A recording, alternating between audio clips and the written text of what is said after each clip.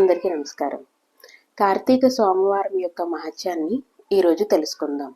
ఒక ఊరిలో ఇద్దరు దంపతులకి ఒక కుమార్తె జన్మించింది. ఆ అమ్మాయిని ఆ తల్లిదండ్రులు అల్లారు ముద్దుగా ఎంతో ప్రేమగా పెంచుకుంటూ వస్తున్నారు. కానీ ఆ అమ్మాయి మాత్రం తల్లిదండ్రుల అతిగారాభం వల్ల తన ఇష్టానుసారంగా ప్రవర్తించసాగింది. ఆమె యుక్త వయసుకు రాగానే ఒక మంచి అబ్బాయితో ఆ తల్లిదండ్రులు పెళ్లి చేశారు. ఆ అబ్బాయి గుణవంతుడు, ధర్మబుద్ధి కలవాడు. కానీ ఈమె మాత్రం అతనికి ఏ విధంగానూ సరిపడే ఇల్లాలు కాదు. తన ఇష్టానుసారంగా తిరుగుతూ, చెడు స్నేహాలు మరిగి, మగవాళ్లతో తిరుగుతూ ఇంటికి చెడ్డ పేరు తెస్తూ ఉండేది. ఇది చూసిన అత్తామామలు చాలా బాధపడుతూ ఆ అమ్మాయిని ఎన్నోసార్లు ఇది మంచి పద్ధతి కాదు, నీ పద్ధతి మార్చుకుని నీ భర్తతో స్నేహంగా సుఖంగా ఉండమని చెప్పారు. ఆ అమ్మాయి వాళ్ళ మాటల్ని లెక్క చేసేది కాదు. తన సంతోషం మాత్రమే చూసుకుంటూ ఉండేది. ఈమె ప్రవర్తన అత్తామామలకి నచ్చక ఒకరోజు కొడుకుతో అంటే ఆమె భర్తతో, భార్య ప్రవర్తన ఏమీ బాగోలేదు, కనీసం నువ్వన్న బుద్ధి చెప్పుకో అని చెప్పారు. కానీ ఎలాగైతే తల్లిదండ్రులు ఆమెను అదుపులోకి పెట్టలేకపోయారో అలాగే భర్త కూడా ఆమె యందు ఉన్న అనురాగం చేత, ఆమె యందు ఉన్న ప్రేమ చేత ఆమెని ఏమీ అనేవాడు కాదు. ఈమె ఎలా ఉన్నా పర్వాలేదు, నాతో ఉంటే చాలు, మేమిద్దరం భార్యాభర్తలం అనుకుని ఉండేవాడు తప్ప ఈమెని హెచ్చరించడం అనే మాట అతనికి అనిపించేది కాదు. విపరీతమైన అనురాగం చేత ఆ అమ్మాయిని ఏమీ అనేవాడు కాదనమాట.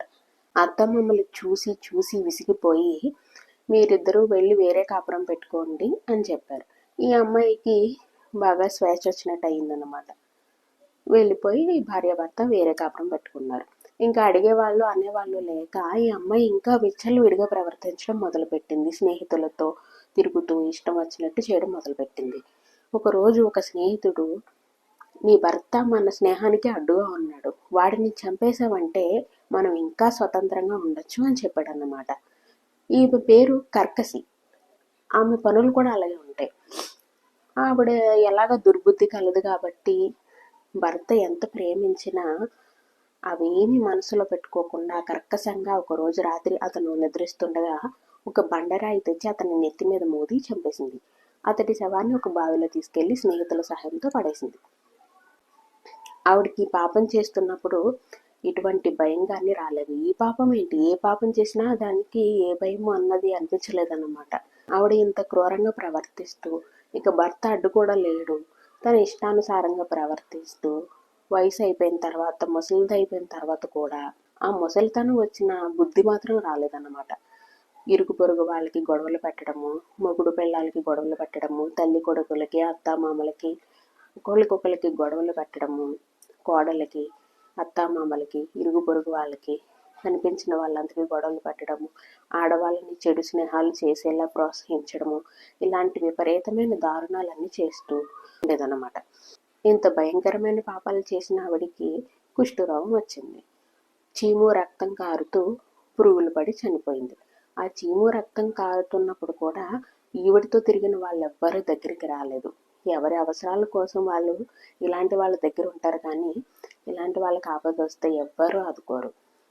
ఈవిడ చేసిన భయంకరమైన పాపాలకి గాను శిక్షగా నరకంలో నానా బాధలు అనుభవించి తర్వాత కూడా 15 జన్మలు కుక్క అవతారాన్ని ఎత్తింది.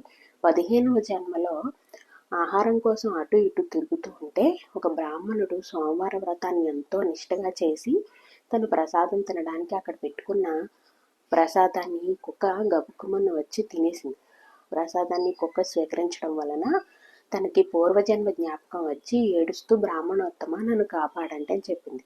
ఆ బ్రాహ్మణుడు ఆశ్చర్యపోయి కుక్క మానవ రూపంలో ఎలా మాట్లాడుతుందంటే ఆ కుక్క ఇలా సమాధానం చెప్పింది, స్వామి, మీరు కార్తీక సోమవారాన్ని ఎంతో నిష్టగా చేశారు, మీ చేతి ప్రసాదం నేను తినడం వల్ల నాకు పూర్వజన్మ వృత్తాంతం అంతా జ్ఞాపకం వచ్చింది. నేను అటు పుట్టింటికి ఇటు అత్తింటికి కూడా ఎటువంటి గౌరవ మర్యాదలు ఇవ్వకుండా ఎంతో ప్రేమించిన నా భర్తని కూడా కర్కశంగా బండరాయితో మోది చంపి అందరికీ అపఖ్యాతి తెచ్చి ఇరుగు పొరుగు వాళ్ళని కూడా నేను ఎంతో బాధ పెట్టిన కారణంగా నాకు నరకంలో నానా శిక్షలు అనుభవించిన తర్వాత కూడా 15 జన్మలు కుక్క జన్మ ఎత్తవలసిన అవసరం వచ్చింది. ఈ 15వ ఈ జన్మలో కార్తీక సోమవారం రోజున మీరు అత్యంత నియమనిష్టలతో ఉపవాసం చేసి మీరు ఉపవాస దీక్ష విరమించబోతుండగా మీరు స్వీకరించవలసిన ప్రసాదాన్ని నేను స్వీకరించడం వలన నాకు పూర్వజన్మ జ్ఞాపకం వచ్చింది. దయచేసి ఈ శాపం నుండి విముక్తి కల్పించండి అని ప్రార్థించింది.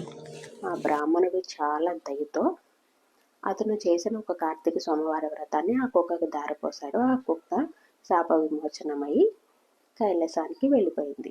చూడండి, పాపాలు చేసేటప్పుడు చాలా సరదాగా, సంతోషంగా, హ్యాపీగా ఉంటుంది.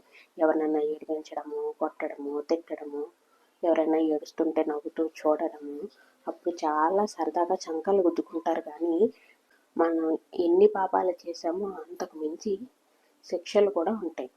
అందుకని చాలా చాలా జాగ్రత్తగా ఉండాలి. ఎవరిని కూడా అనవసరంగా ఒక మాట కూడా మాట్లాడకూడదు. ఎవరిని ఏ విధంగానూ బాధ పెట్టకూడదు.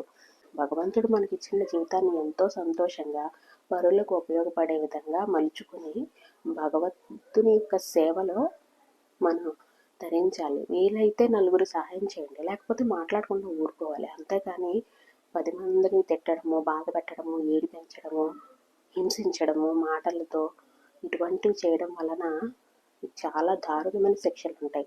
కర్కశని చూసారా, ఎన్ని రకాలుగా శిక్షలు పెట్టి బాధ పెట్టారో. నరకంలో శిక్షలు అయిపోగా మళ్ళీ 15 జన్మలు కుక్క అవతారాన్ని ఎత్తింది. కర్మ ఎప్పటికీ విడిచిపెట్టదు. ఆ ఈశ్వరుడి ఆశీస్సులు మనందరిపై ఉండాలని మనస్ఫూర్తిగా కోరుకుంటున్నాను. Thank you so much.